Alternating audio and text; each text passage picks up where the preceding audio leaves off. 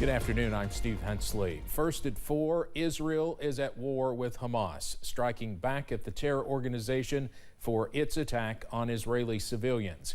Israeli Prime Minister Netanyahu said this afternoon that Israel has only started an offensive in the Gaza Strip. It is still pounding the impoverished territory as the combined death toll now exceeds 1,000. The nation's Security Council confirms 9 Americans are among the dead.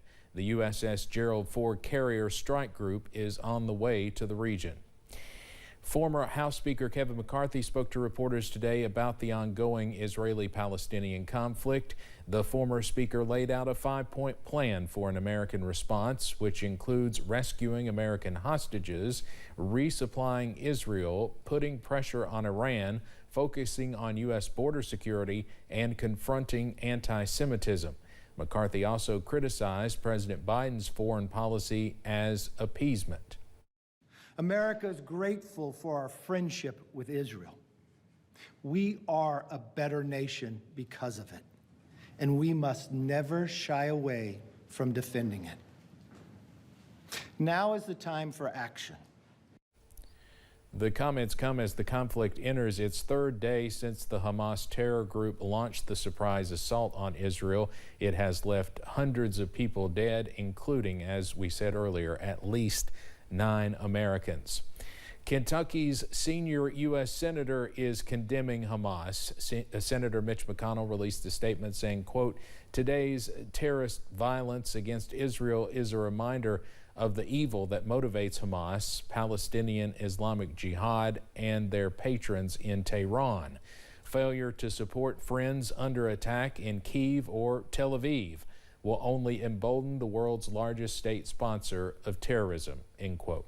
Congressman Hal Rogers has issued a statement on social media as well. The congressman says, quote, "I firmly stand with Israel and condemn the horrific attacks by Hamas. We are now seeing the brutal images of evil that have invaded the homes of Israeli families, taking the lives of innocent children and kidnapping others," end quote. Alan Williams, a reporter from our sister station in Knoxville, Tennessee, WVLT, just happens to be in Israel on a mission trip. Alan sent this report earlier today. I know the first question that many of you that are friends and family of us is, are you still safe? Are things okay? Well, a little different story today from here in Jerusalem. Today we visited Bethlehem.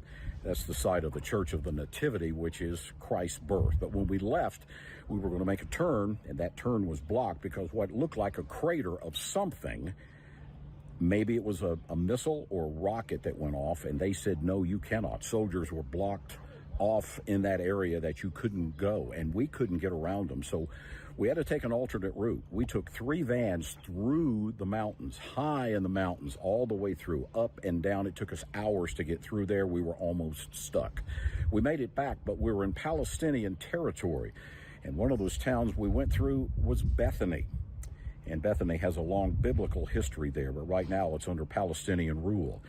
It was slow going, bumper to bumper, all the way through.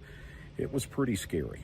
And then we got back, and just as soon as we arrived here in Jerusalem, the sirens all over the city went off. And then just a few minutes later, there were 3 booms that went off. We assumed it was anti-aircraft guns, maybe taking down a rocket or something like that. We're not sure.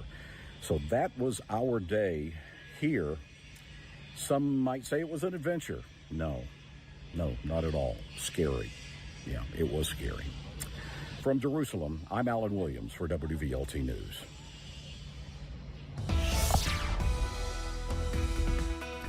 Well, it was a cool, soggy, and gloomy Monday across the mountains, but we are watching out for some drier air to move back into the region as we go into this evening, also into tonight. Up on the radar right now, though, we are watching out for a few more spotty sprinkles in southeast Kentucky, also southwest Virginia, places in Pike County, also Dickinson, Buchanan, and Wise County as well. Watching out for a few sprinkles at this hour. Here's a live look from UVA Wise, and you can see it's still gloomy and chilly. 46 degrees right now over in southwest Virginia at this hour. and temperatures across the mountains are chilly.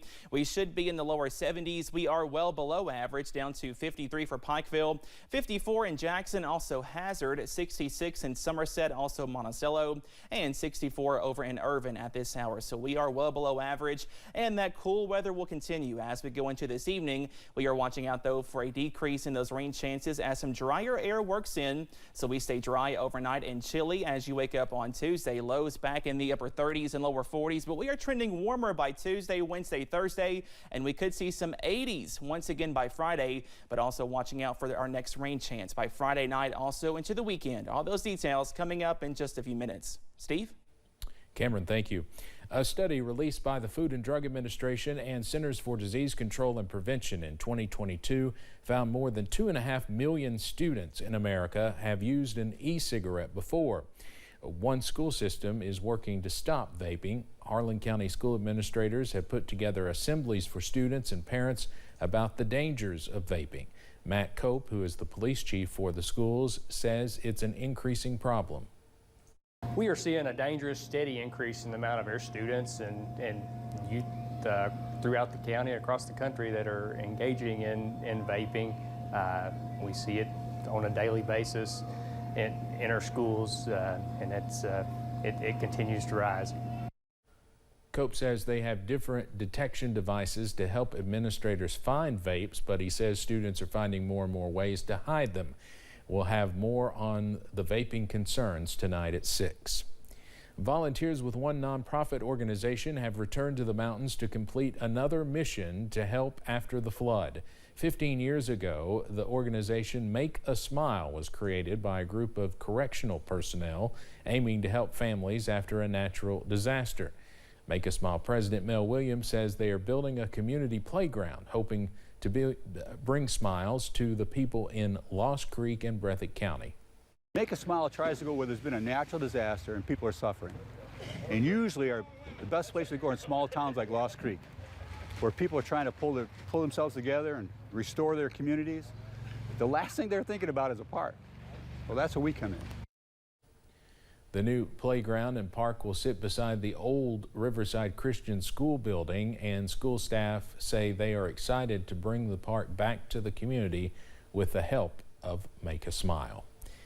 Coming up on First at 4, Senator Chuck Schumer visits China to meet with that country's top leaders.